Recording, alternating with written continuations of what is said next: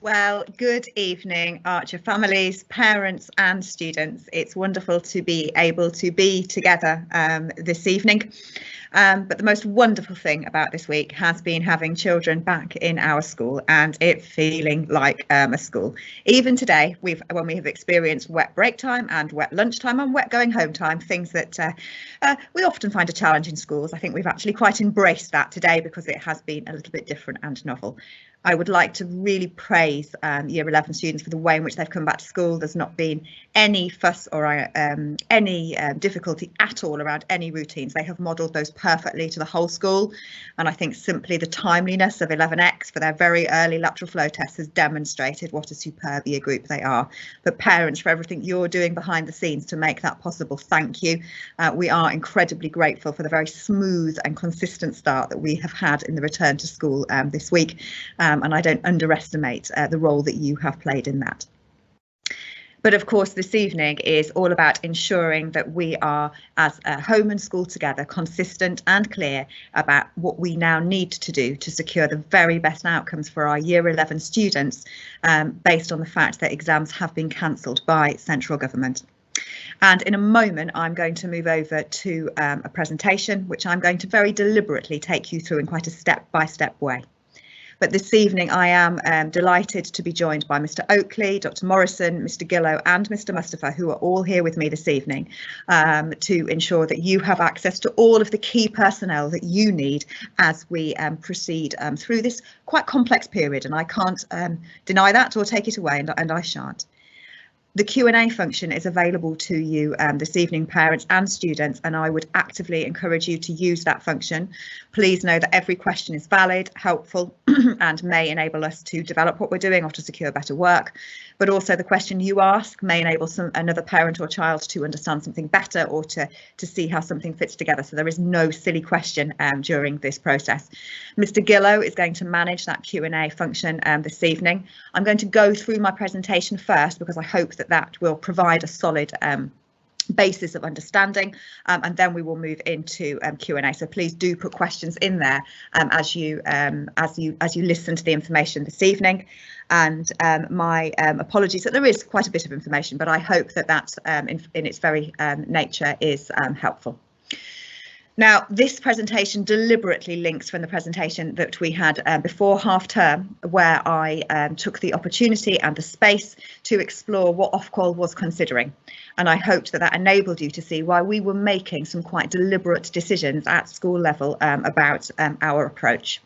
So what is it that I hope to be able to do with you this evening?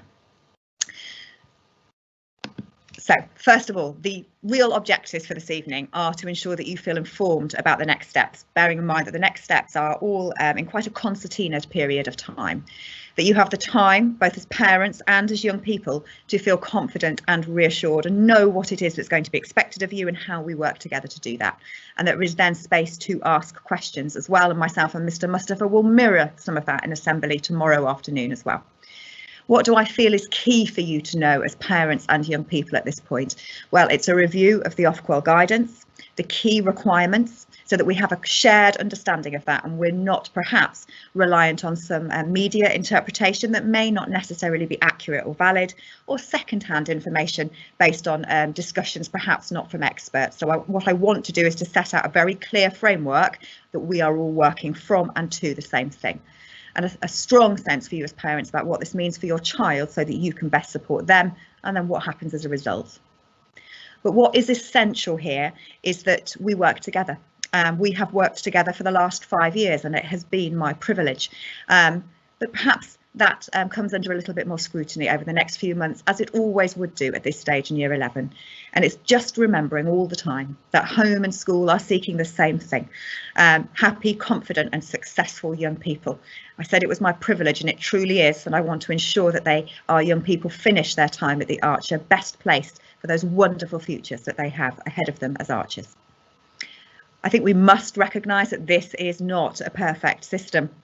There are some challenges to it, and we must be upfront about those so that we can see where perhaps there is a margin for error at a national level and how we seek to mitigate that.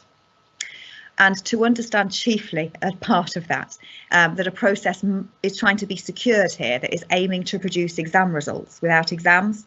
And that is one of the chief challenges that sits within all of this. And I think it's important that we have a shared understanding of the complexity that sits around it. The system has not been revolutionised. In fact, it's been sort of tweaked and reworked within an existing framework without the core composite, in fact, being present. So let's take a moment to try and visualise some of those feelings, okay? Hoping that might be a rather lovely picture for you to look at this evening after a rather damp day, but a day when you hopefully have had no children in your houses. But when we last met before February half term, we had to acknowledge that there was still significant uncertainty about how Year 11 would receive their GCSE results and their grades. But we were able to share with you some very strong steps about the things that we were doing to safeguard the outcomes of our young people. And I hope you can now see how sensible our approach has been over the last half term, in that we have focused and prioritised on high quality teaching and learning, on securing high quality pieces of evidence and work from our young people. And as a result, we are able to meet one of our stated objectives for this period of time, which is to be able to nimbly respond to requirements from Ofqual. But that winding road that we have been to is now taking us very clearly into a period of light. We can see exactly what we are required to do, and we feel best placed to do that very confidently, because there is a lot to embrace here. This system is very much based on what a student can do, and enabling the professionals who know your child best to make those decisions. It is based on the evidence of what they can do over a series of pieces of work, rather than a one-off piece of work done in an exam hall. So there are real opportunities here to ensure that your child's absolute best is showcased. But these results are also reviewed against the historic results of a school. And whilst that system is not an algorithm in the same way that it was last year, we are required, and I shall explain this a little bit more later, to ensure that our results are in line with what has happened historically. And that makes sense. But that's a real positive for you as our young people and parents, because of course we have 3 years of excellent results behind us that have seen us confidently within the top 10% of all schools nationally. So your young person and their results is protected and safeguarded in that way as well. But as I said, there are some challenges here. This is an exam process without actual exams. So there are some square pegs and some round holes, and I hope to sort of move those through the course of our presentation this evening. So first of all, if we have a look at the Ofqual guidance, which was the sort of starting point of our aims for this evening, and it's chiefly for me to provide real clarity, okay, because I think there's some key terminology that we as parents and young people need to ensure that we all understand together.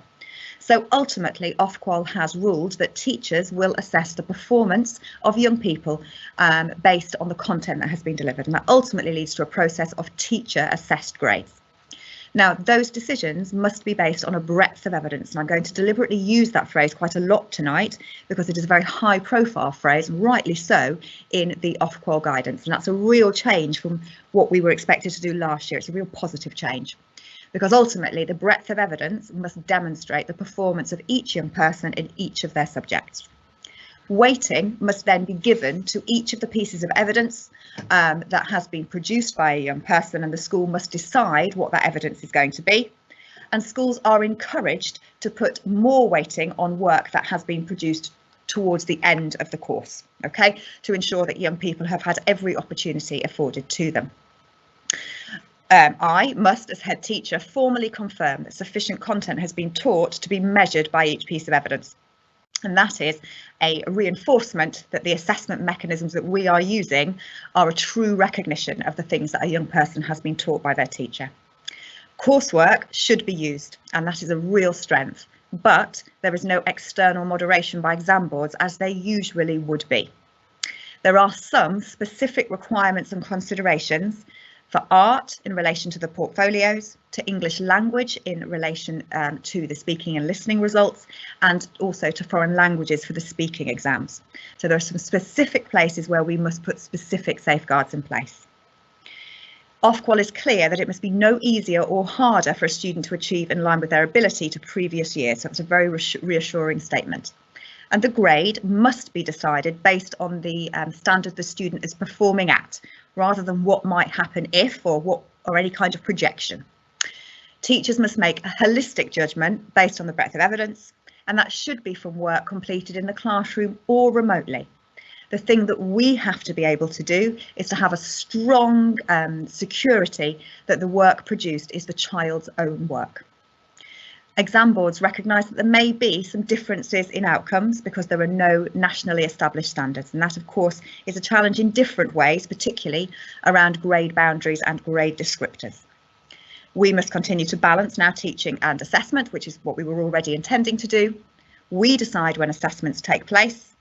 We must put all arrangements in place that can be reasonably secured, and be confident, of course, that the work produced is of their student, of the young person's own merit. So just adding on to coursework here, because I'm very conscious based on a couple of meetings that we had last week, more generally about school opening, there is some anxiety here about kind of coursework and practical work where some of those units have not yet been completed, rightly so, particularly in places like PE and design and technology. So a student cannot be penalised when coursework has not been completed that is beyond their control. Now, there's no significant reason for any young person in our school to fall into that category, but it feels important to share that with you.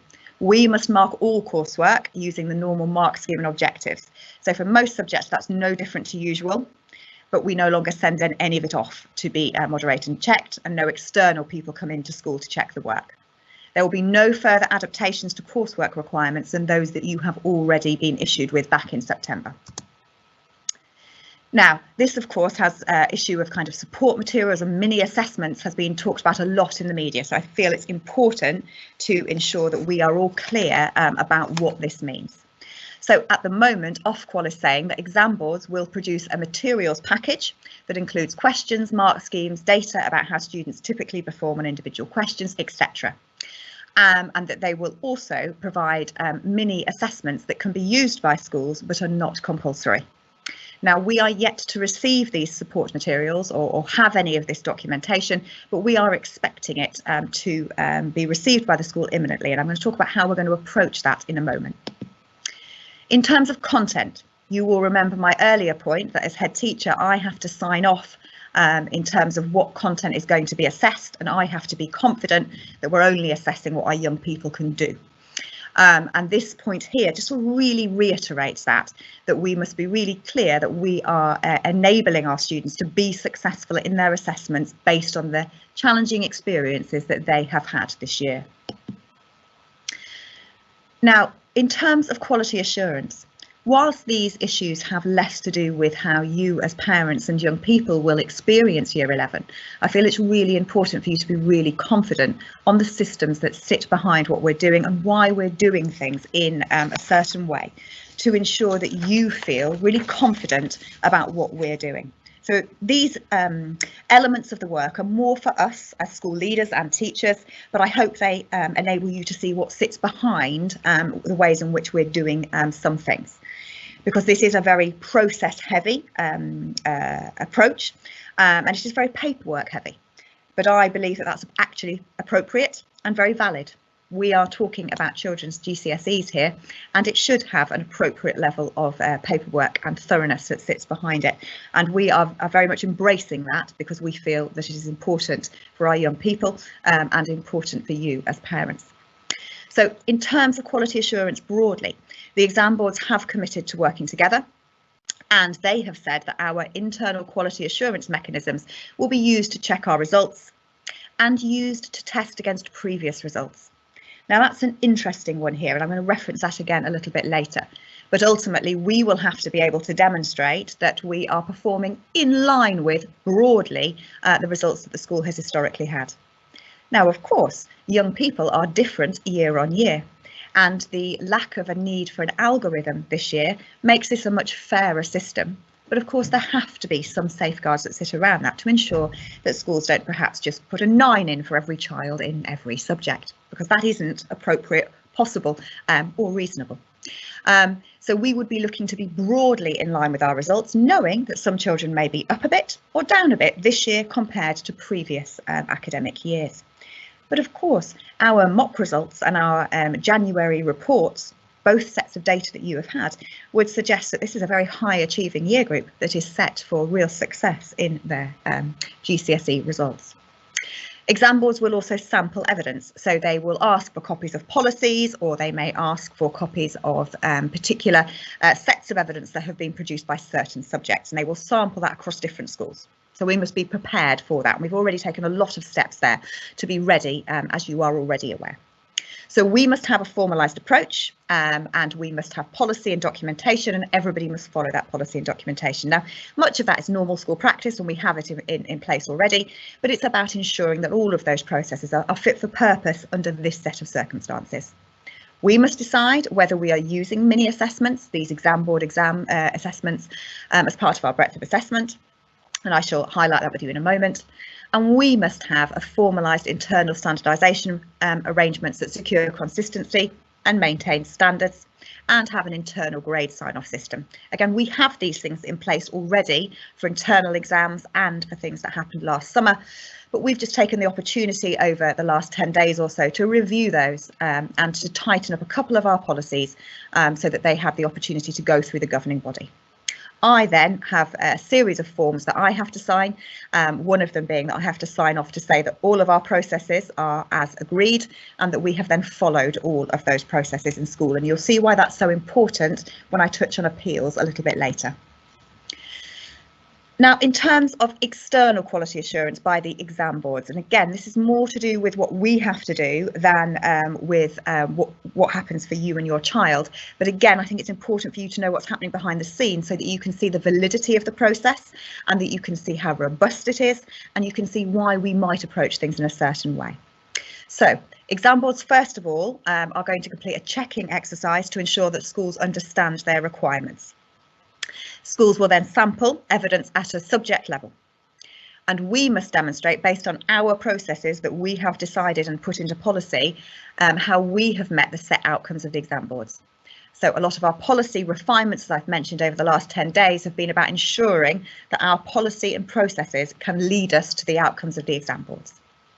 Spot checks will then be carried out by exam boards. Now, they will do this under 2 guises. One is that they will simply profile randomly schools from different areas, different historic results, different Ofsted gradings, etc.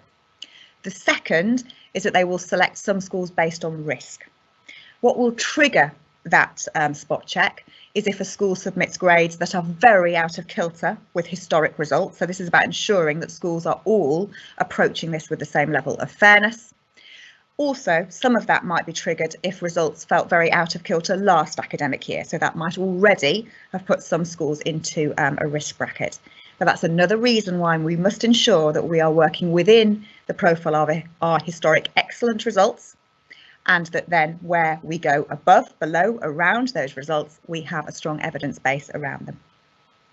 We must ensure that we have consistency of evidence from a cohort and presentation of the process. So what happens in each subject around subject specific requirements must be consistent and must demonstrate that we have done things in the same way.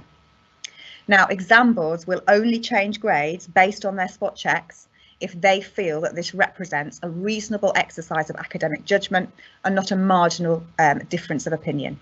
Bearing in mind that all of the evidence used by every school will be different.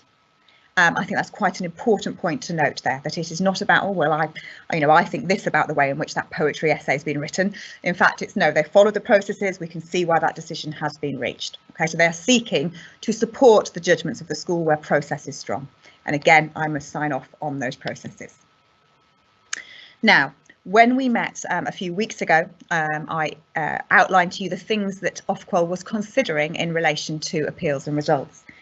It's very much my hope and intention that because of the very thorough and robust system that we are leading at school, that this is not necessary, that it will not be necessary for anybody to feel that an appeal is appropriate or valid because of the process we've gone through. That doesn't mean that every young person will be over delighted with all of their results, because that isn't what happens every year with GCSE results or A-level results. I wonder, parents, whether each of you were absolutely delighted with every single one of your results at GCSE, A-level, or even anything that's happened since then. But it's about ensuring that we all know that we've got what was appropriate and valid based on our school performance. But should you feel that a process has not been followed properly or fairly, then an appeal may be appropriate. But as I said, I hope to ensure that that is not something that you feel that needs to happen. So what has Ofqual decided here? That students can appeal, that students should first ask their school to check for an administrative or procedural error. And there's a process that we have to follow there. If an error is identified by us, then we have to resubmit a revised grade and rationale to the exam board. And if they are satisfied that this is simply that we've identified an administrative or procedural error and the grade should either go up or down, then they will support or not support that. If there is no error, then the student can ask the school to appeal to the exam board. So it is not that a student or a parent ever does that independently, they have to do it via the school.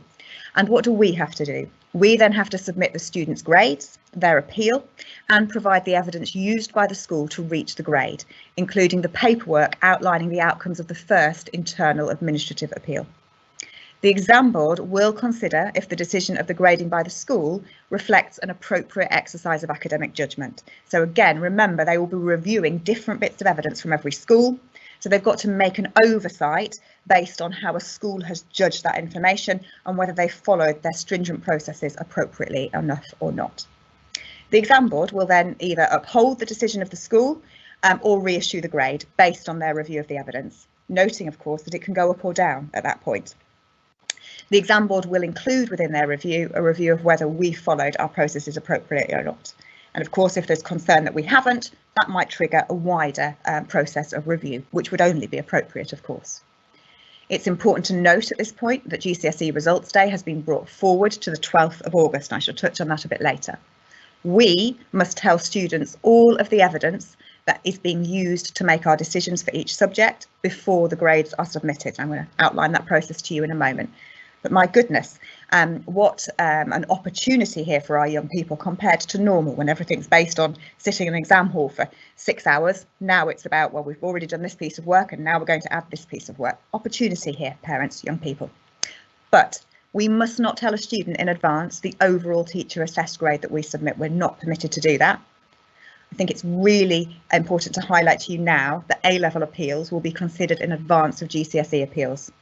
So therefore, should you feel that an appeal is necessary, and of course we all hope that that would not be necessary, it could well be the end of September at the earliest before any outcomes may be received there.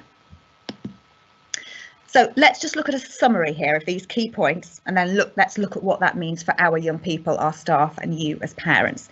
Well, the key bits here for me are that this very much feels like a step-by-step process. There are a series of steps that we must take in a very careful and deliberate way to secure the best outcomes for each one of our young people.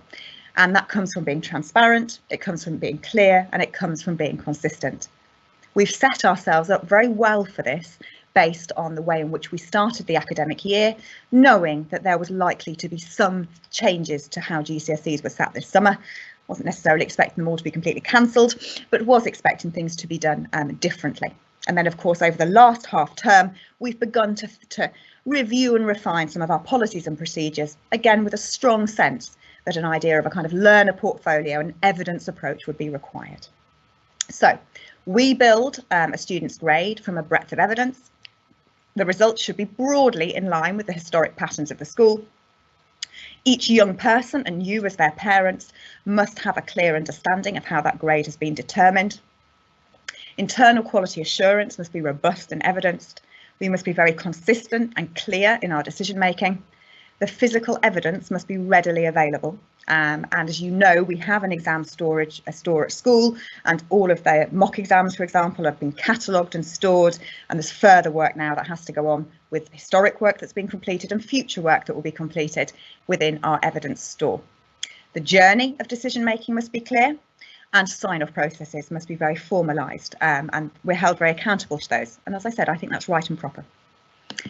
So What have we done so far as a school? Well, of course, we have been working towards as much of this as we could before we got the final announcement on the 25th of February. And whilst we didn't want to run ahead of ourselves and do work that might become unnecessary, we did have a strong sense of where the wind was perhaps blowing. So year 11, of course, have been prioritised for the return to school, and they were back in school from yesterday morning, and what a joy that was. We've had 3 full meetings with heads of department to take them on this very careful journey, bearing in mind that we have an incredibly committed and professional set of colleagues here who believe passionately in their subject, believe passionately in the opportunities that your child deserves to do their very best, and they want to get this right. They were superb last summer with a very complex CAG process. They wanted your young person to have the opportunity to take their exams. They haven't, so they want to get this right for them. And so we've put real care into how we're working together as senior and middle leaders to protect that subject leadership. A GCSE and vocational grading process document has been drafted, and that document has been drafted and sent to all heads of department and senior leaders to enable them now to review that final draft so that we can say, yeah, this is absolutely how we are going to approach this as a school, and that will also go to governors. Mr. Mustafa has done initial year 11 assemblies, and I'm very much looking forward to doing one myself tomorrow afternoon. Next week, there are a series of group departmental meetings in smaller groups because, of course, there are subject modifications. So in groups, I shall meet with core subjects, then foreign languages and humanities, and then foundation subjects to look at particular needs for each of those groups, but also for more discussion-based work as well. There is then a head of department meeting next Wednesday to sign off formally on all of our processes and approaches to ensure that we are meeting the requirements of Ofqual. The timeline for the remainder of the spring term and the first half of the summer term has been reviewed, and I'm going to share that with you in draft form now. And all head teachers in Barnet have met on 2 occasions in the last 2 weeks to review and discuss collaborative working. And this has felt really strong for me in that we all very much want to work together. We want to seek opportunities to work together to support our heads of department and to support the validation of our processes. Training has been booked with an exam board on standardisation and moderation, and that's not specifically related to the processes that are being offered to us as a school, but is linked to our external relationships that we already have and the fact that we want to get ahead of the curve here. You might remember me mentioning that in our last meeting. Partnerships are being developed with local schools. As I mentioned, all of Barnet head teachers have met and agreed that things that we would like to do together, and we are now looking at very particular schools where we've worked together before, where we have the same exam boards, so that we can ensure that we have really strong internal quality assurance mechanisms. And I think that will be really supportive for you as parents, for our young people, and for the heads of department as well. But we also need to ensure that we're reviewing sixth form admission processes for August and September, because of course there could be challenge here around the fact that A-level results are published on the Tuesday, GCSE results are published on the Thursday, and how are schools and colleges going to manage all of that in a fair way that protects the transition for all young people? Okay, so what are our core principles here? Well, first and foremost, that we follow the Archer way, that we are the Archer, that we are ambitious in all that we do, and I hope you can get a real sense of that this evening. But then that we are robust, accurate, fair, transparent, consistent, valid, and also reasonable. All of these are absolutely essential here, as they would be in any element of formal assessment in a school. But I think it is essential that as a community of parents, students and teachers, that we also take some care here. And that is care of managing expectations. A young person should be achieving broadly in line, at least, with the working towards grades that they were issued with in January. In January, the children's teachers outlined what they thought a young person was going to get should they take their exams in the summer. And that is broadly what should be expected as long as we have the evidence base in place. Of course, those grades can go up, they often do, but they can also go down. So it's essential that we do not see this as a process whereby young people are going to achieve way beyond what is possible for them. And that they achieve what is reasonable, appropriate and ambitious for them as a young person. That we have a duty of care.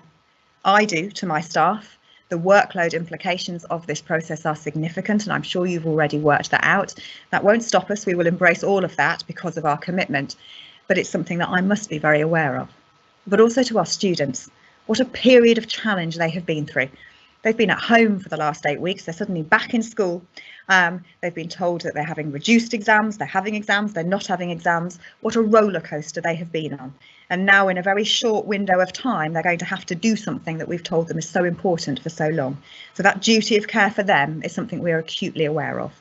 And we must protect their Year 12 destinations, that they go where they want to go and they go there confidently, despite what may be a little bit of a messy end of August, or I certainly worry that it might be. So what does all this mean for your child? Okay, so this is where we become very specific now, parents and young people. I think first of all, we must be really clear about what this term breadth of evidence means. This is what we have decided as a school, that each subject will identify a minimum of 5 pieces of evidence to form the evidence base for decision making.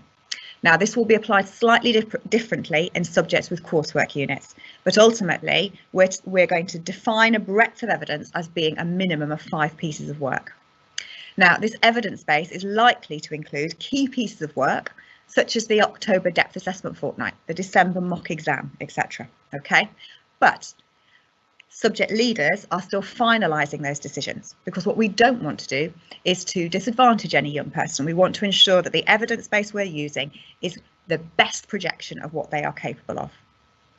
Now, I mentioned mini assessments from exam boards earlier, that these are non-compulsory but will be made available to schools. As a senior leadership team at school with heads of department, we have taken the decision that we do intend to take part in these mini assessments, because we believe that they afford our students an opportunity and also a further formal assessment period that can only help them as they move on to vocational and A-level courses in Year 12. But I'm going to put a big caveat here, parents and young people. This is dependent upon the timeliness of materials reaching the school. We are now on the 10th of March, and these materials have not yet been provided to the school. It is also dependent on subject leaders being confident that these materials best set our students up for success, because the peculiarity here is that we are allowed to view them when they arrive at the school. We would never be allowed to do that with real exam papers. So we don't want to say to our young people, you're going to take these tests regardless, if in fact they don't set our young people up best for success. So if we're not satisfied here, then we will construct our own assessment papers. Okay, and I'm going to outline why in a minute, to do with dates. Each piece of evidence will be given a weighting to form the overall grade. And we've done some initial work about what that weighting might look like. But again, we might shift that dependent on the experiences that young people have on different pieces of assessment. Students and parents will be informed of the breadth of evidence being used in each subject in the first week after the Easter holidays, the week beginning the 19th of April. So that's when you should expect to know broadly, this is how we are going to form the evidence base of these minimum 5 pieces for each subject. Now that will provide a report from each subject. Students then, building on that, will have 2 meetings with senior staff. So you will recall that Ofqual has been very clear that students must have a very strong sense of how their grades have been constructed. So we have decided to approach this in this way. Each young person will be issued with a summary learner report, and that will outline, they'll have a page for each subject that will outline how each of their grades will be formulated. Remember that we're not allowed to tell them what the overall grade is, it's just the composite parts. Now, young people will have 2 meetings to review this document. The first one will happen in the week beginning the 10th of May, and the second will happen in the week beginning the 14th of June. The reason we're going to do this twice is related to these mini assessments from the exam board, because we want to ensure that our young people have all of their results. And you'll see in a moment that when we sit those mini assessments, it's going to be right up to half term so that we can maximise the time in the classroom. So your young person should expect 2 of these meetings to ensure that they're really confident with how their grades are being put together, and they will come home with these documents. So you will also have sight of these as well. So let me show you a couple of examples here, okay? And I've chosen, I recognise 2 subjects that are probably slightly smaller in school, but chiefly this is because I teach citizenship and Mr. Oakley teaches computer science, and therefore we've had the opportunity to kind of be a bit more specific here. And what I don't want to do is to show you something tonight about, say, English or maths that might then change, because that wouldn't feel fair. So what might it look like? In computer science, for example, these are the 6 pieces of work that Mr. Oakley is considering for computer science. And for a young person, they should be very confident in the bits they've already done and then the bits that come later. There's an advantage here in that there's a hefty coursework element in computer science that can be used as a very strong evidence base. You can see that Mr. Oakley has opted for 6 pieces of work. So he's chosen 5, and then he in fact has put the mini assessment, the exam board assessment, as a 6th piece of work there, which feels very sensible. I've taken a similar approach in citizenship. Again, you can see a list there of the bits of work that would be included provisionally within the citizenship grading and how that would be put together. So what's important to share? We will, as I've noted with you, share these examples of exactly what pieces of work will constitute each result in the week of the 19th of April, okay? Because I want HODS, my department leads, to have plenty of time to get this right. So what do you need to be really clear about here? That the pieces of evidence must be consistent for each student in each subject to ensure fairness. We can't have the results of one student based on one set of evidence and the results of another student based on another set of evidence, because that would not enable a fair and consistent process. I'm sure you can understand that. Greater weighting should be applied to pieces of work completed towards the end of the course. And that is what you should expect because young people have covered more ground. The draft weighting will be decided after Easter, but we will then review it depending on how well young people do in different pieces of assessment, because again, we have the opportunity to set them up here for success and we want to take every opportunity. We must keep scripts in school and they must be ready to be provided to exam boards for evidence, and we would need to be able to do that very promptly. Test papers, mark schemes and moderation minutes, those are the meetings that subjects have, must be kept in school with the relevant scripts, and again that must be available for evidence. Students will know the individual results of each piece of work. But again, I want to be clear here that we may move towards percentage results for individual assessments rather than using grades on these final pieces of work that are completed over the coming weeks, just to ensure a little bit more consistency and ensure that we're enabling young people to see the value of each piece of work. And we are making final decisions about that at the moment. We are leaning quite heavily towards that, as are a number of other local schools as well. So what does the timeline look like? And this is a draft internal document that I hope you might find helpful. Please know you will get a copy of this. You don't need to remember it, okay? But what do the next few weeks look like? Well, of course, we've come back to school today. And as I said, this is a very concertinaed period of time. But the focus strongly this week and next week is on in-class teaching, with some assessment opportunities if they are appropriate. But the focus is on in-class teaching and revision materials.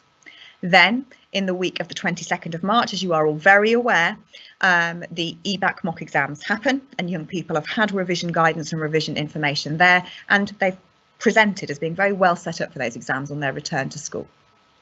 It's important then to note that we have our Easter holiday period, but we will be running our Archer Accelerate revision school between the Tuesday and the Friday of the first week. And we then move into quite a tight period of time, and it very much puts the weight on the period between Easter and May half term in a very different way to what schools are usually used to. Usually the period from Easter to May half term is a very intensive revision period for year 11 in school, whereas in fact it's now about an assessment period, so it's quite a turnaround. But it's important to note that all assessments will happen in a classroom because they are not exams, and Ofqual has been very clear that there mustn't be exam board requirements and arrangements. However, we must ensure access arrangements. So for any young person that has extra time, for example, or a scribe, we must have those things in place, as we already would do as a school, to secure fairness. But I want to highlight these key weeks between the 19th of April and the 24th of May. So you are aware that we have moved an inset day so that we didn't disturb these few weeks before the Easter holiday. So the 19th of April is an inset day. But parents, can I make very clear to you that it is likely we may bring some year 11 students into school that day. So if you were considering taking advantage of a long weekend post sort of some of the lockdown changes, please may I urge you to ensure that your young person is able to attend school on that day. Throughout the course of that week, there will be, within timetabled lessons or after school, some non-EBAC subject assessments. So particularly practical work or coursework units that we're wanting to ensure young people are best set up for. That will happen that week, okay? In EBAC subjects, it will be in-class teaching. Then in the week of the 26th of April and the 3rd of May, it will be predominantly revision lessons, but it will also be an assessment window. And during those 2 weeks, there may be some in-class assessments that students complete. But we will have a full timetable around those assessments. And that is because we may want to gather more evidence to ensure that a young person is best set up for success. That will all happen within the timetable and will be done in a very measured way. In the week of the 10th of May, there will be no assessments at all. It's simply a revision focus. And then between the 17th of May and the 28th of May, that will be a big kind of assessment fortnight. That's not exams, but an assessment fortnight. In theory, that's when we will complete the mini assessments set by the exam board. But if we don't think they're fit for purpose, or we don't feel we have enough notice to prepare our students for them, instead we will write our own assessment papers for that period. Then we move into a process of decision making, marking, moderation, etc. For the wider school.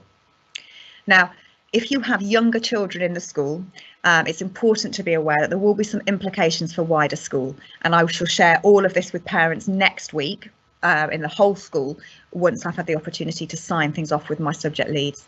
But we do need to move exam weeks for years 7 to 10 to ensure that they still have a quality experience of formal assessment and that they are best set up for success, but that those things are not happening around the year 11 processes needing to happen, because we need to give the time and space for this to be done really, really well. So we will be making changes to our school calendar. Currently, we already have an inset day on the 7th of June, and then we have one, I think, on the 25th of June. We are intending to take away the 25th of June inset and have that as a normal school day, and instead move that to the 8th of June, so that we can have 2 designated days for all of the moderation and all of the paperwork that needs to be prepared for the exam boards. We're also looking very carefully at our summer term activities. We're desperate to have a real offer of summer activities. Our children need it, but it's looking at how we can do that really sensibly around other requirements. And just a reminder to you again that GCSE results day is on the 12th of August. So how do we work together to secure the best outcomes for your child? Well, for me, it's about 4 really quite simple things, actually, although they are not necessarily easy to do. I recognise that. But together we must acknowledge that this is going to be intense. It would be intense anyway for any year 11 at this stage, but it feels more so because of the challenges that we have been through and the uncertainty that they have had to have. But it's a very brief period, bearing in mind that usually young people would sit their exams from the week before May half term until the end of June. This is a very brief period. We must prioritise revision by subject and embed good habits for this period, and young people have had lots of access to revision strategies and support, but they need to keep on top of that. That we mustn't deny that there are challenges to this process and that it's not perfect, but if we put our energies into arguing about that, in fact that's a bit of a misplaced use of our energies. That we must ensure that students have access to all the resources they need to be successful, and they're maximising every opportunity, from revision classes to interventions to extra things that have been set for children to help them. In a very simple way, it's about working very hard, and we mustn't avoid that. We need to all work really hard for this brief period of time. They need to do their very best, and that's all we would ever ask of them. That they do that with their hand firmly held by their teacher in a very structured way, but they simply do their very best so they can feel proud of themselves. That they follow the advice and instruction of their specialist teachers, and they attend every additional opportunity that is afforded to them. Because we must acknowledge that there are opportunities here, so let's maximise them. They don't have to complete a full set of GCSEs. And whilst I think on my very honest approach, I really wish they could, because I think it's a rite of passage, they don't have to do them. So let's capitalise on the fact they don't have to go through that trauma. There'll be no formal exam environment, which some young people find very hard. That all assessments will be focused on core elements of content. Never have we been more specific about what young people have to learn for each exam, for each assessment paper. That's a real opportunity for them. So revision will be very focused on particular topics, on particular skills, much more so than it would be in a normal Year 11 year. Students' hard work in ongoing assessment across this year is going to pay off in real terms because that work will constitute their grade. And that this system is designed to recognise their work that they have produced. So nothing is left to chance here, to having a bad day, to things going difficulty, to a very left field question. None of that is going to be something that they have to experience. So let's really capitalise on that. So what should you and your child be expecting? What are the core elements of data and evidence? Well, I would urge you to ask these questions as family units. So to sit down with your young person and to genuinely discuss these questions, and then to talk with staff at school should you feel that you need to. And we may well be reaching out to you based on the fact that we've answered these questions for ourselves as well. So what did your child achieve in their December mock exam? What have their results been in their most recent assessments, because they've completed bits of assessed work in recent weeks? What have their results been in their coursework or practical units? And for subjects where they have coursework and practical units, we really want to take advantage of that work. So it's really important that they know what they've got and you know as well. Where are they secure? So which subjects do they just need to keep ticking along with because it's going really well and they're on track to get the grade that they deserve and they feel really good about it. They feel really confident about it. So they just need to keep ticking that along. OK, but where do they need to work harder and secure higher grades? And that might be because they're finding something difficult. They've always found it a bit trickier, or it just hasn't come together for them, or they found that harder during remote learning. It could be a whole constitute of things, but we need to be really honest about that question for ourselves. We need to think very carefully about sixth form admissions, and particularly here about English and maths. So where is your child's English and maths? Is it where it needs to be? Dependent on those sixth form admissions and what they're striving for, but also any subject specific requirements. So for example, if they want to take psychology A level or sciences A level, are those grades where they need to be? Again, having those honest conversations as families, we've been having them at school already. Is the work organised and easy to navigate? And do they need any support here? Is it all got into a bit of a mess? We've given such guidance around how to organise work, but do they need some help? Do they have access to all of the resources that they need, or do they need some wider support with revision strategies? Mr. Mustafa has run a host of sessions, but does your child need more there? Do they need more access to that? We simply need to know, they need to talk to us, you need to talk to us, because we want them to be as successful as possible. But ultimately, it comes back to this very key point that I shared with you at the beginning. It's going back to that January working towards grade that was on your child's report. So go back and look at that report and we can reissue it should you want it. That grade is what your child's teachers were predicting that they would get if they continued to work at the same level in their GCSEs. So it's looking at that very important grade. If your child has continued to work at least the level that they were doing up until the end of December, then really that should be the minimum grade that they should expect to achieve, as long as the evidence base is secure. So that is a key thing to come back to as young people, with teachers and as parents. It's looking at that grade. Have we continued to work hard, or have we worked harder? Because of course that grade can go up as it can go down. And is the evidence base secure there? Because that's what teachers will be looking for.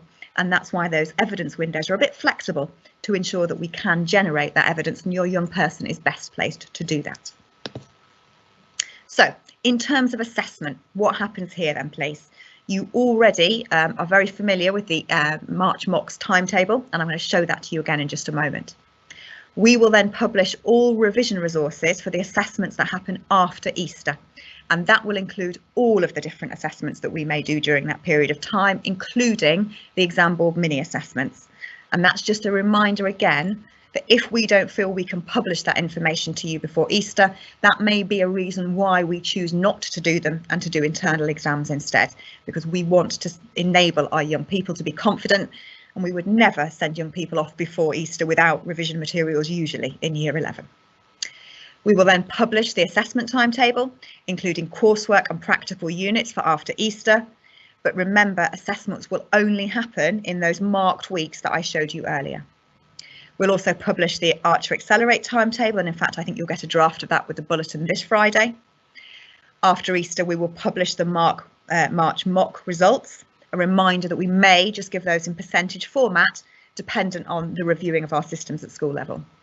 Then there'll be ongoing assessment with results and feedback, and invitations to those meetings for our young people with a member of senior staff for their learner summary report. A reminder that 2 meetings happen, one in the week of the 10th of May, one in the week of the 14th of June, to ensure that your young person is absolutely clear about the pieces of work that constitute their final grade. So this is just a reminder of the March mocks timetable that you should be familiar with, and young person certainly should be, and Mr. Mustafa is regularly going through that with form tutors and in tutor time as well. So if we just take a moment then to think beyond assessment, because there's some really key bits here that sort of have an impact on how we organise things. As you know, we have to submit your child's grades to the exam board on the 18th of June. And that is a reason why this period is so concertinaed, because of course, usually exams would go on right until the end of June. But there is continued debate and discussion about when sort of endpoints are for young people. At this stage, we intend for Year 11 to formally finish school on Friday, the 28th of May. But please be aware that we are awaiting formal confirmation on statutory requirements. Head teachers in Barnet have all discussed how we intend to work towards that date, but we must wait for the Department for Education and the local authority to confirm that. So please don't book any flights tonight. We may need to assess right up until the end of Friday, the 28th of May, to ensure that we have completed every bit of assessment we can to best place your child for success. But we do wish, really importantly, to protect the special celebrations that students and you as parents of our school community for the last 5 years or more for many of you deserve. For example, we would usually have a leavers lunch and these sorts of things, and we want to think about how we place them for your young person, because they have missed out on a lot of school experiences and they deserve them. Just a reminder in terms of your calendars that a second learner summary report meeting will take place in the week of the 14th of June. So again, please don't zoom off anywhere. We have a strong commitment on our part to ensure that your young person is best set for Year 12.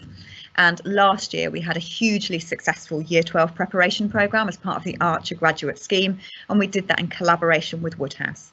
Owing to the missed time that your young person has had in school, we believe that's more important than ever. And so we're keen to look at how we can run that programme in a sort of virtual way after the period of the 18th of June, so that your young person hits Year 12 with a stride in their step. And that certainly was our experience this year. And particularly where there had been a little bit of kind of marginality around admissions to sixth form, that Year 12 preparation programme was huge evidence as testament of what a young person could do.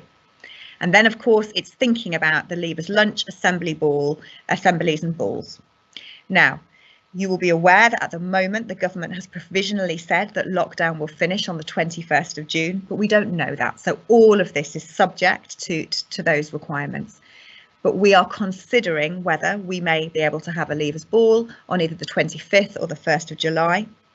We have decided as a school, owing to risk assessments, but also just general availability, that we would host our leavers ball here at school.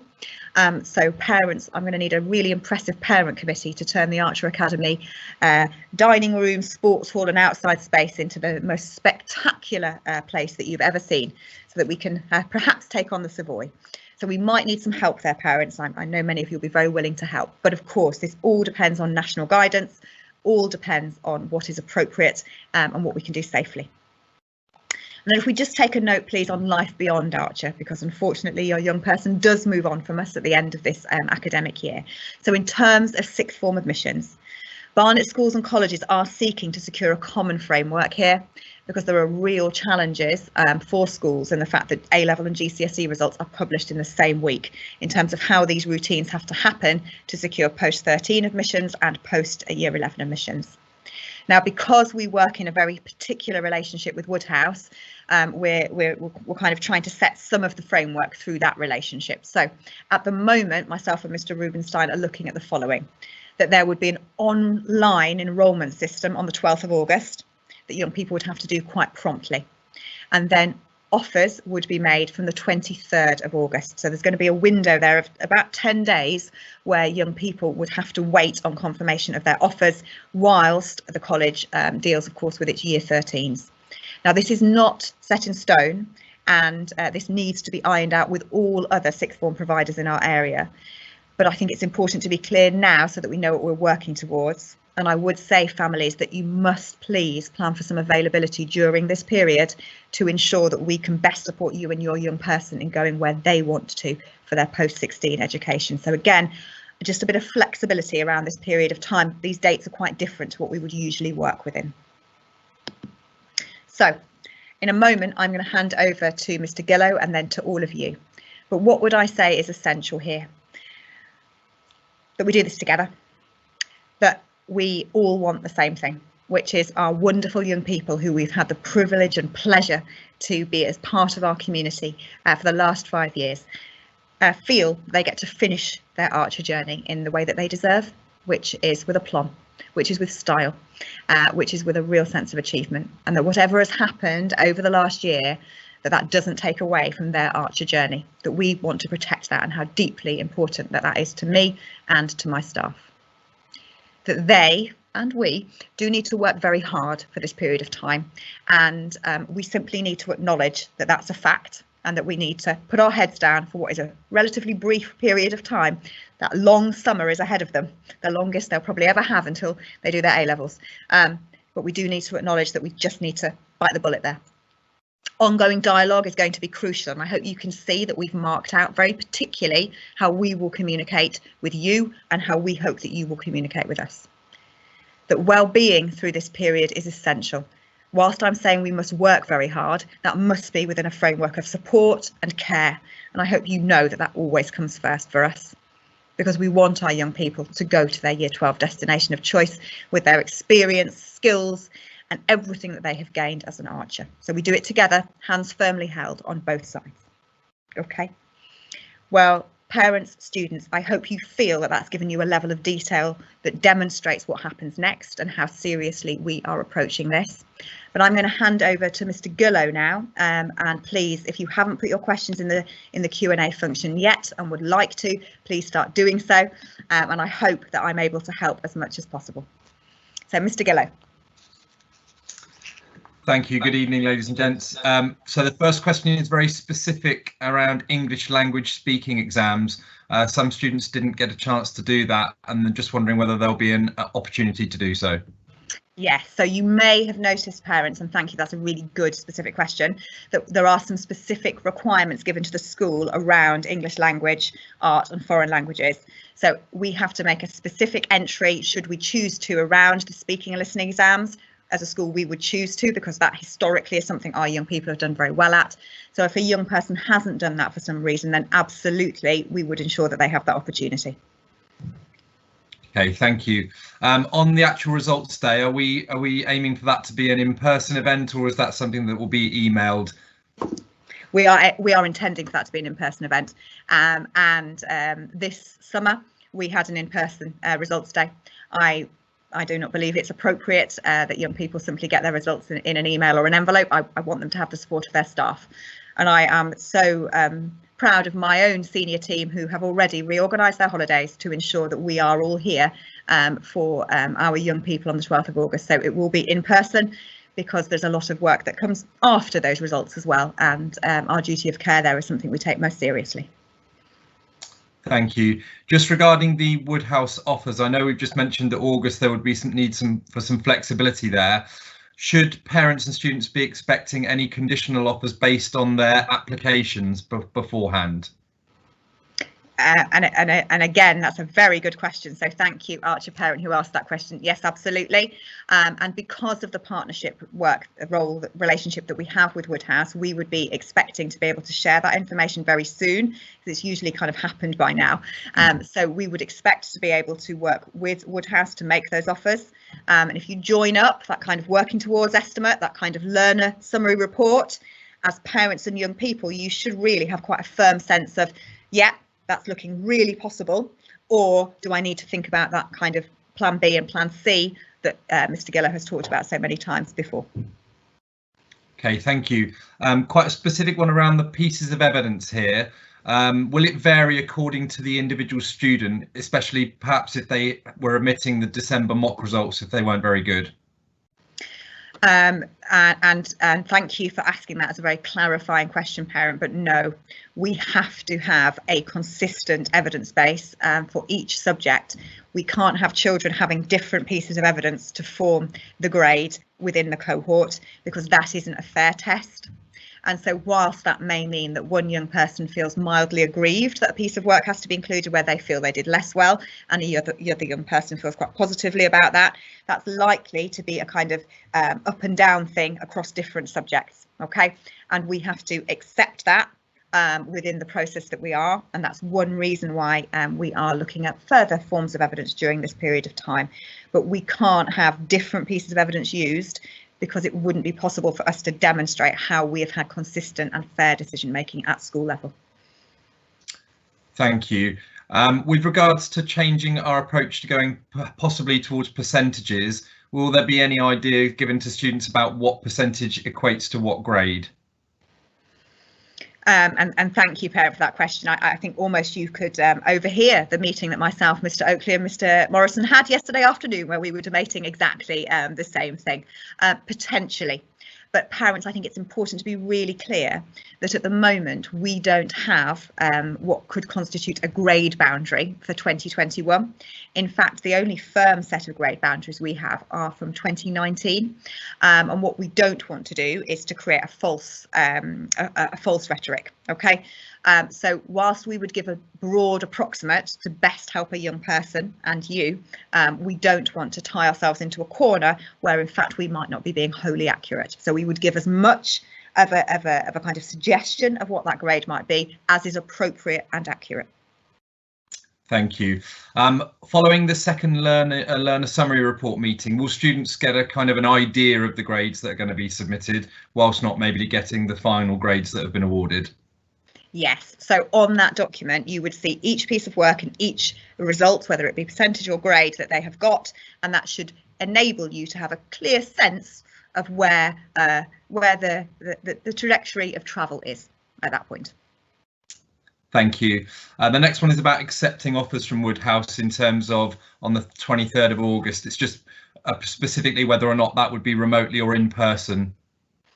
Now, interestingly, because of the experiences of last year with the pandemic, all of that process at Woodhouse moved online, whereas the year before and all previous years, they'd had to physically go there.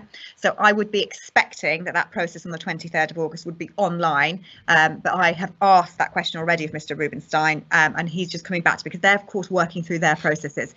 But as the first element is going to be online, I'm expecting the second element to be online as well. And in fact, that was really helpful this year. Thank you. Specifically to the sciences, are they still going to be divided into higher and foundation? Yeah. So owing to the way in, and thank you, parent, that's a really good question. I, in fact, should have mentioned tiers of entry in my own presentation. Because we have set up all of our processes to have higher and foundation within them since the start of the academic year, we do and have to continue with that process, because otherwise it would not be a fair test of one young person against another young person. But also, if we were to take out foundation and higher, there could be even more potential for a young person to do something that we're always very worried about in school. And you'll have heard me mention this before, which is this idea of kind of falling off the bottom of a set of assessments because the pitch of that work is too high. So we will stick with foundation and higher in line with the guidance that you have already been given around those tiers of entry, because we have already submitted that information to the exam boards. And again, to be clear, the exam boards are still the issuing authority on the results this summer.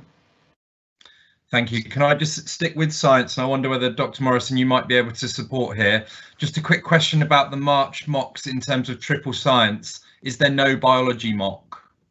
So we'll hand over to Dr. Morrison there, I think. Yeah, that's been shared on Show My Homework. There'll be an opportunity in that exam window. We can only do so many exams. So what we've always done is we've done 2 out of the 3 subjects. And then what we'll do is we'll pick up with some further assessment on the science, which isn't being done for core science or isn't being done for triple science, either in the window in the end of May or possibly or just before then. We're just putting down the details there, but we'll make sure that all 3 sciences have been assessed equally, both in triple and combined science, but they are only doing 2 science exams during the March mock window. Thank you, Dr. Morrison. A question here, Mrs. Harrison. If a family are abroad on the 12th of August, what happens then? Yeah, so the same arrangements that would always be in place, which is that we would put a process in place with you. OK, I would hope as far as is possible that young people are able to come to school to get their results, but there is always some exception to that. Families are able to elect another person to come and collect their results, and that is what we would advise in most cases. But we will follow our usual principles there so that all young people have access to their results on the 12th of August, because particularly, as we already know for Woodhouse, but may well be the case for other institutions as well, there will be a need to act quite quickly in terms of online enrolment. OK.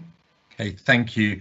A question, obviously these EBAC mocks appear to be quite an important assessment period. There's a request there, is why can't students have study leave instead of lessons in between? Because ultimately children do better in assessments when they have been had quality time with their subject specialist teachers. Our young people have been taught incredibly well during the period of school closure, but nothing can compensate for being in a classroom with a teacher. And there are very particular things through our departmental and subject evaluation that we're very conscious that our young people need a bit more time and space to do, particularly around some subject skills. Young people will do better in these assessments if they are led towards them by their subject specialist teachers. And every opportunity that we have to be in school has to be maximised during this period of time. Your child's attendance during this period of time is one of the most important things, so that that subject specialist teacher can take them through this process and enable every opportunity for them to get the grades that they deserve. Thank you. I'm sure we're all hoping for this not to happen, but there's a question just asking if there was another lockdown before these important dates, what would happen? So I think whichever parent has asked that question can possibly see into Miss Harrison's mind at 2 o'clock in the morning. But this is certainly something that I am very conscious of. At this point, we would, of course, intend to proceed with our timelines as we have them. And we would intend for those assessment windows to go online should that be required. We would expect, however, that there would be some modification from Ofqual in terms of expectations. But of course, we've got to be prepared in case there wouldn't be. We have invested as a school provisionally in some forms of online software so that we could protect assessments being completed at home and protect evidence that demonstrates that they are the young person's own work, and you'll have seen how important that is. So at this stage, we have to very much travel in hope that that isn't the case, but should it be the case, that we would hope that there would be some reduction in requirements from Ofqual, but if there wasn't, that we would seek to complete those periods of assessment virtually. But again, I would suggest that that makes these March mocks even more important right now. And interestingly, this time last year, our young people in the outgoing Year 11 were able to complete that full suite of exams before school closure, and that really did best place us for success. So again, they become very important. Okay, thank you, Lucy. One specifically about the appeals process, just that if there were concerns raised by an exam board, would the review then possibly changing other students' grades who were not appealed? And that's a very good question, and thank you, parent, for raising that. Potentially, if the level of concern surrounded the robustness of the school's processes. So if the outcome of that appeal was simply that the exam board felt that there was within reasonable academic judgment that in fact that grade was not a fair representation of that child's performance, then that would be a one-off issue. But if what they saw did not demonstrate that we had done everything we could to meet the outcomes of the exam board, you might remember that point that I made, that our processes that we have to sort of have as written processes must demonstrate that we are doing everything we can to meet the outcomes of the exam board. If when they sampled that evidence and they felt that that was not the case, then yes, that could trigger a further review of the grading in our school. And I feel that would be appropriate at that point, because that would suggest we hadn't done things properly, and we are certainly striving to do everything at least properly, and a bit more than that if we can manage it. Thank you. There's a specific question about extenuating circumstances. So, for example, if someone's suffered from illness, what will happen with that? Yeah, so thank you for asking that question. There is always a process in school of what's called special considerations, and in fact Ofqual and the exam boards are reviewing the guidance that sits around special considerations at the moment to ensure that it adequately covers the pandemic. But we have a responsibility as a school to be able to document the experiences of the pandemic on each child, and that we must include that within our evidence base on a young person. OK, so we would seek to ensure that we demonstrate wherever we need to make reasonable adjustments, that we've made reasonable adjustments based on the experiences that a young person has had. But that must be fair and valid and not place any other child at a disadvantage at the same time. Thank you. And there's another question, but it's very similar. I presume that will include, obviously, the isolation periods as well. Yeah, so one of the things that we've decided to do as a school is to calculate each child's impact of absence because of the pandemic. So if they had to self-isolate, how long did they have to self-isolate for, and when? If they had COVID, when did they have COVID? So that we can absolutely pinpoint that at different points. One of the things, of course, that we are most pleased by is that all of our young people were able to complete a full set of mock papers, and almost all of those young people were able to do that within the set time frame. There, of course, had to be some maneuverability there for some very poor, difficult circumstances where young people had to self-isolate, but they were very minimal. We were very, very fortunate during that period of time. So that's a really good thing. OK, thank you. There's a specific question about, we've obviously got good relationships with Woodhouse. In terms of colleges, how are we going to be able to have that same kind of communication with them about results maybe not reflecting them as an individual? Yeah, and that's a really good question. As I highlighted, parents, there is a desire within Barnet in the first instance to reach a common framework here. I have reached out to the principal at Barnet to sort of open those discussions, but I'm awaiting a response, and I think that's completely understood in the way the last sort of 10 days have been. But I think there is a need for us to particularly reach out to other colleges such as City and Islington, other sort of key institutions where we know a large numbers of our young people go because of the brilliant courses that they offer, to ensure that we're best placed to advocate for them should that be needed. And I certainly feel that that's a body of work for myself, but also for Mr. Gillow in the sort of coming week or so. Thank you. And in line with that, is there any possibility, or are there any consideration that perhaps entry requirements might be lowered to account for what students have gone through this year? Parents, that is such a powerful question, and I think probably one that I can answer on behalf of myself and Mr. Gillow, actually, based on our experiences of last summer. I think Mr. Gillow and I thought that that might happen last summer, but actually, in fact, we found that the opposite happened, and that schools and colleges held to their entry requirements more stringently than they had done previously, because they were concerned about the validity of the results that a young person had. Now, that was less of an issue in relation to Woodhouse because of the relationship, but it was an issue where we felt that we've actually had quite a lot of manoeuvrability with schools and colleges that we've worked with a lot before. We had less this time around, and that's about those schools protecting their admissions and their future results, which I do on one hand understand. So I think that's very unlikely, and I think we must expect the same experience this summer as we had last summer, which is schools and colleges really holding to their entry requirements. Thank you. How will the weighting work for each piece of evidence of work? Can we give any clarity on that? So at the moment, parents, we are reviewing that option at school, and as I said, we will publish that after the Easter holidays. And I don't want to go too quickly there, because I'm concerned that if we do, we could disadvantage our young people if we say, well, we're going to give this much weighting to this piece of work that they haven't yet done, and then they perhaps don't do quite as well on that piece of work as they've done on previous pieces of work. Is that really the right thing to do? So we will publish that weighting when we feel that we've done the best possible piece of work that we can do there with all of the information available to us. And a chief piece of evidence there, information for us, will be the exam board materials. That will be such a key decision maker for us in the next few days.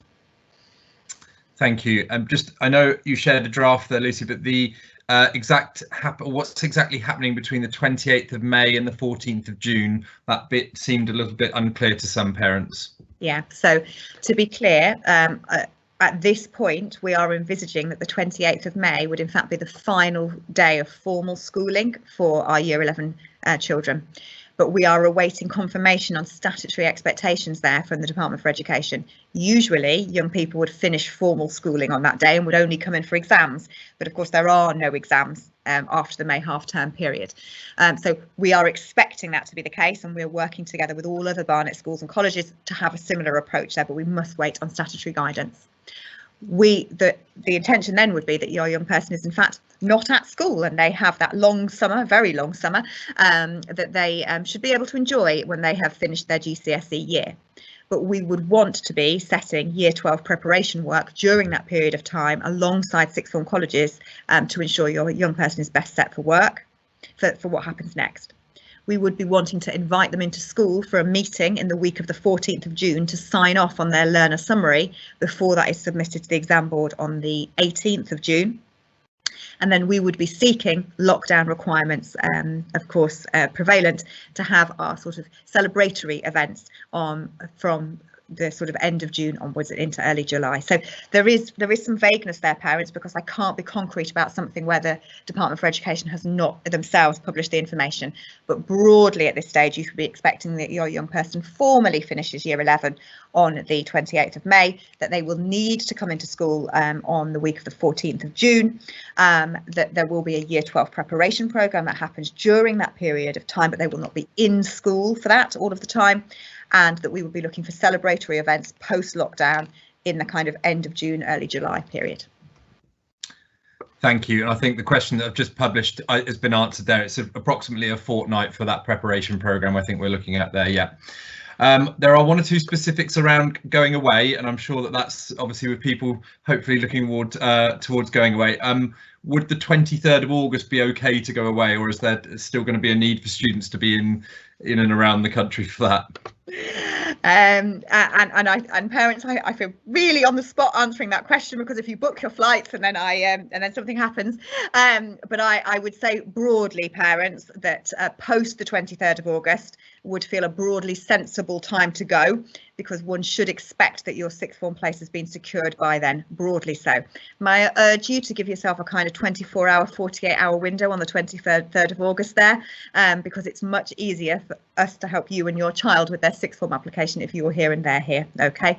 So may I urge you to give yourself a little window around the 23rd, and then I would suggest that that's a good point to perhaps consider going away.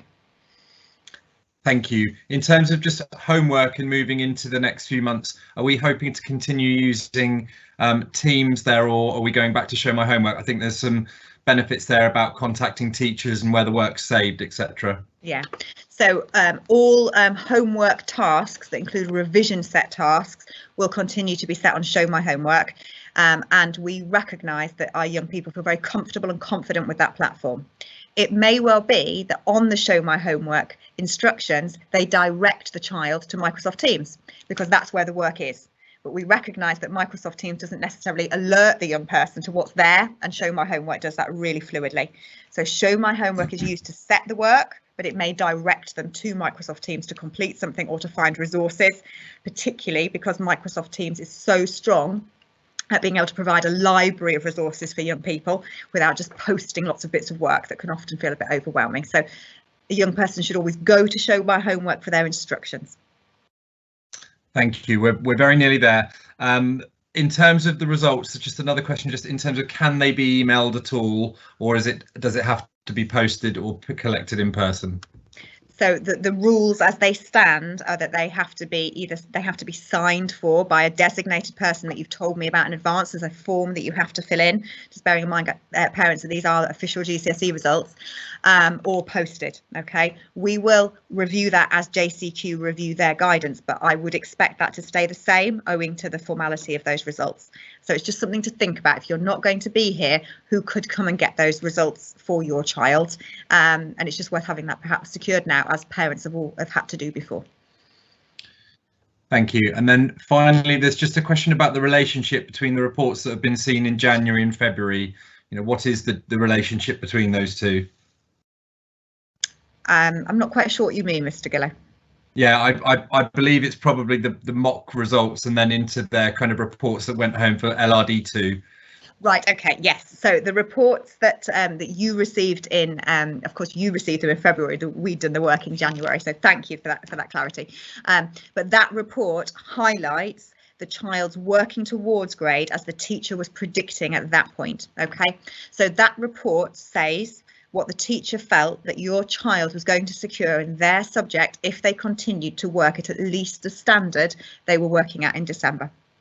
And what we would always be seeking to do for any year 11 is that they achieve their working towards grade as a minimum, because that's what the teacher was predicting that they would get at the end of the GCSE year.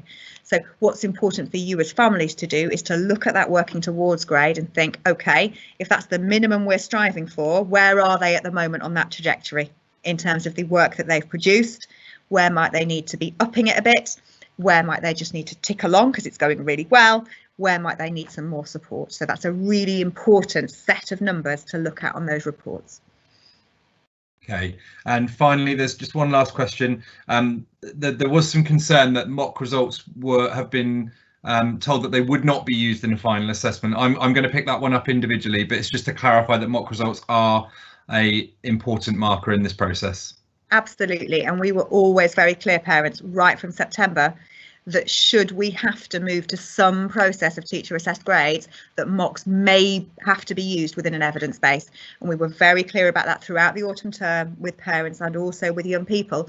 And of course, that has then resulted to be the case. And once again, makes it so important that we follow those processes and had that clear communication throughout the autumn term. OK, there's just one last question that's just come in. When will the next report come through, so knowing where students are at another point? So we don't traditionally publish another report for young people during this period of time in year 11. We are reflecting on that at school level at this point, but at this stage we feel that the most important thing are those summary learner reports that in fact have all of the individual results by subject. So we are going to look really carefully about what we feel is most helpful, but we feel producing this summary learner report, and bear in mind this is not something we've been told to do, this is something we've decided to do. We feel that that's the most empowering piece of work for your young person, empowering resource for your young person to have and for you to have as well. Thank you, Mrs. Harrison. That is all the questions I've got in there. And just as I normally would say, any more questions that come through, we will obviously try to answer after the event. Thank you all very much. OK. Well, thank you very much, Mr. Gillow there, but also parents and young people. I'm aware of the complexities. However, what I'm hoping you're taking away from this evening is clarity, that there is a process, that we have secured real parameters around that process. That yes, we all have to work quite hard now to make that happen, but we would all have to work quite hard always at this point in an academic year. But we're doing that with a real firm sense of the markers that sit within this period of time. And what we need to do is to take ourselves to each one of those markers as carefully and confidently as we can, knowing that we are always here to support and always here to help your child do the very best that they can. So I shall look forward to meeting with the young people in assembly tomorrow. And if we think it is helpful, we'll run a similar event like this. I'm a little bit closer to Easter because I'm feeling it might be. But if you have questions for myself, for Mr. Gillow, Mr. Morrison, Mr. Oakley or Mr. Mustafa in particular, please don't hesitate. That's what we're here for. OK. Thank you for your time, and I look forward to seeing all of you very soon. Bye-bye.